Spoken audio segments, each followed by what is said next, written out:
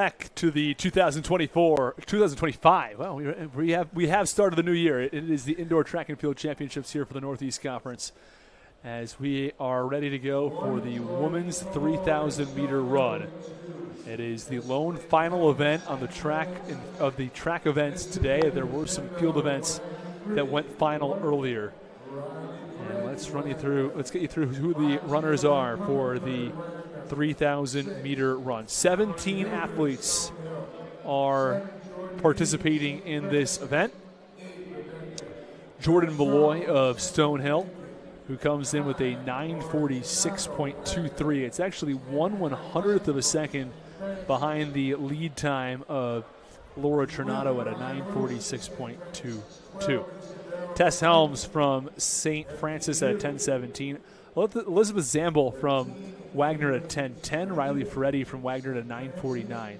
Giovanna Comerford from Wagner at a 9:47.4. Mallory Hildreth from Stonehill at a 10:49. Jordan Dean from St. Francis at an 11:16. 10:43 for Central Connecticut's Rebecca Carasone. Wagner's Laura Tornado at a 9:46.22. As you mentioned earlier, that is the best time. St. Francis's Anna Quackenbush at a 10:05. Ryan Wilson, also from St. Francis, at a 12:06. Isabel Michelle from FDU at a 10:42. Ava DeZurenda from St. Francis at a 12:17. We are now underway. Megan Miss Maris, somebody who could play a big role here from Central Connecticut, along with Juliana Cancelleri.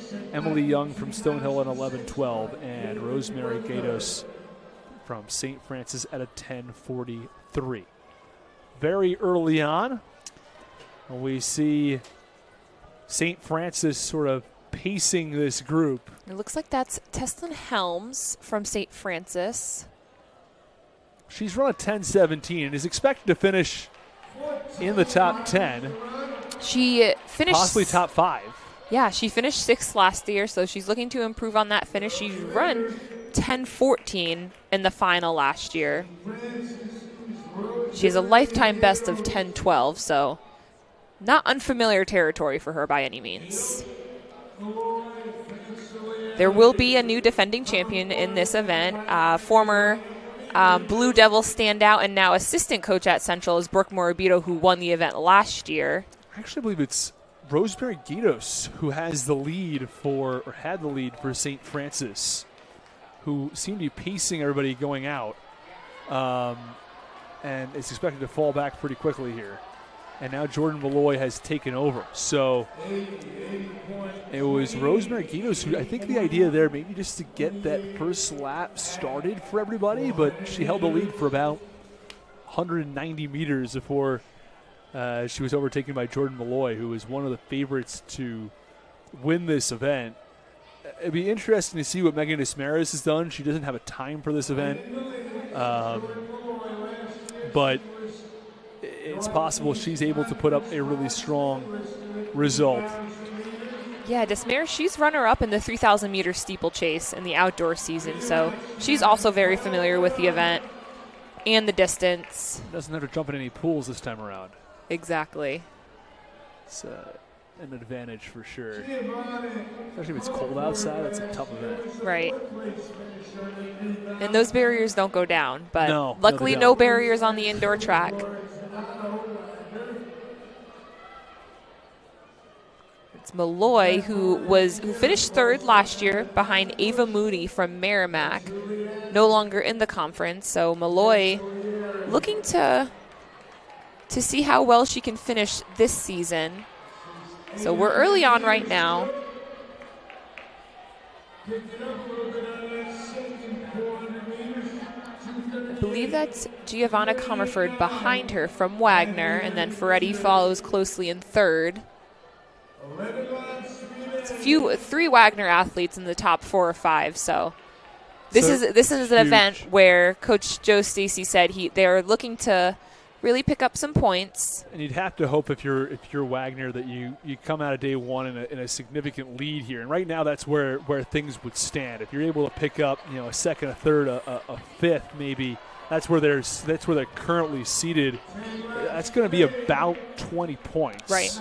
And that would propel you into first. But Stonehill, if Malloy can pick up a win here, that's 10 points and puts them back right in that conversation. And Central Connecticut will have something to say about this as well, as they're also right there in this conversation.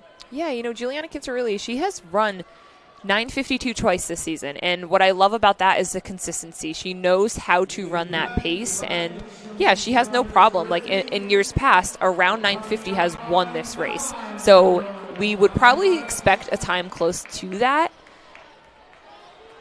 It's also interesting because this, in previous years, of course, Andrew, when you were running in this competition, and we saw Brooke Morabito running in these competitions, you would sort of have quite a large gap between first and second place.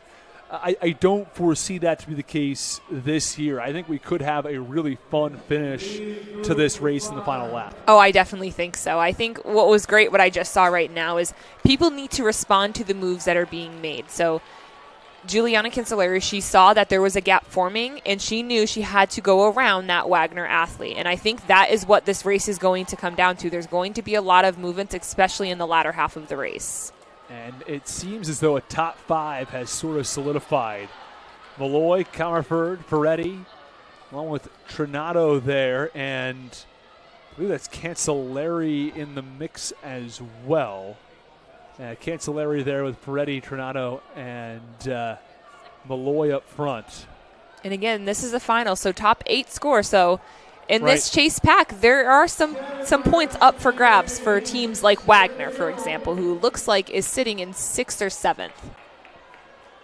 Looks like it's 7th right now.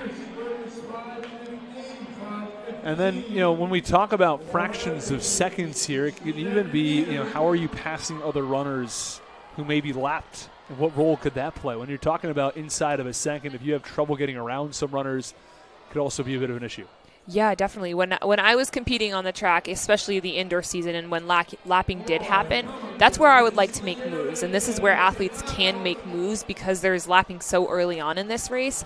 If you can put a little insertion on the pace as you're going around a lapped runner, that can really open up a gap, to that person who's in second place.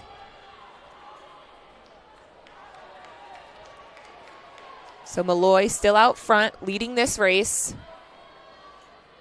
Opened up a bit of a gap now between 4th and 5th. It seems like there's a lead pack of 4 runners. Malloy, followed by Comerford, 1, 2. Cancelleri is in 3rd. And Trinado in 4th. Ferretti has fallen back to 5th place. She's about 30 meters behind that lead pack. And now a move being made by Malloy to open up some distance between first and second place. And she did exactly that. As soon as she passed that lapped runner, she made an insertion in the pace, and I think that was such a smart move on her end. And it looks like Cancelleri, she's going into second. She's closing the gap. I love the moves that she is making and how she is responding in this race. Probably have just about probably right around 2:40 to go. So for these runners, as I believe this is 3 laps to go. Malloy, she's been out front for almost all of this race. She's done a lot of work. She's looking back to see where everyone is. She comes in with one of the best times this season. This is sort of an opening in the race, one of the few points where there aren't any lapped runners, and it really is that back straightaway here where you've got Malloy, you've got Cancelleri, and then it's Comerford and Trinado in 3rd and 4th place. So Malloy knows how to close, right? She's run 4:51 in the mile. Cancelleri is really trying to keep up with her, and there's a bit of a gap between first and second and 3rd. And these are tough races. These are painful races. And yeah, especially in the latter half of the race, it comes down to how well can you stay in it, obviously physically, but mentally as well, right? And yeah, Malloy's opening this up. Cancelleri, she's keeping the gap just pretty much the same, I'd say. Be a bit of a task to try to overtake Malloy, but she's also opened up a large enough gap between her and then between Comerford and Trinado as well that she's sort of, I wouldn't say solidified second place, but it appears as though she's really gaining ground on the two Wagner runners behind her. That gives her a really strong position for second. Malloy absolutely really increasing that gap between first and second. Jordan Malloy, this may be one of her best times as she comes through the bell lap here.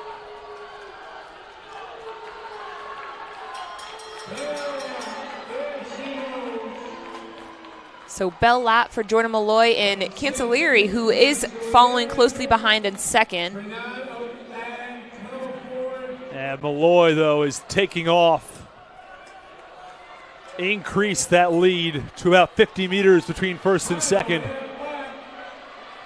And it's Jordan Malloy from Stonehill. Came in with a 9:46 best. And is going to come home with an NEC title, a 942.01. She's first. Cancelleri is second. Trinado is racing in. She will be in third, followed by Comerford, who appears to be in fourth. And let's get back to Jordan Malloy. That's an NEC record for today. Wow. Wow, that's so impressive. So former record was 9:46, set back in 2006. So almost 20 years later, a new NEC record in the event. And what's even more impressive about this race is Jordan Malloy pretty much led this from start to finish. She did. She set the pace. She knew what she wanted to do. And you said it. She comes away with an NEC record. Juliana Cancelleri, though, a lot of credit goes to her as well for running the 9:48. And obviously a personal best for her as well. So we look at the 3K and it's incredibly impressive to see. In fact, that Cancelleri was 2 seconds off of that time. Right. So an incredible performance by Malloy. She wins. Cancelleri second. Trinado to follow. Comerford is in fourth. That's where she finishes. Desmarais in fifth. So two Central Connecticut runners in the top five. Ferretti finishes in sixth. Elizabeth Zambell in seventh, and Quackenbush finishes in eighth, with Tess Helms coming in ninth place.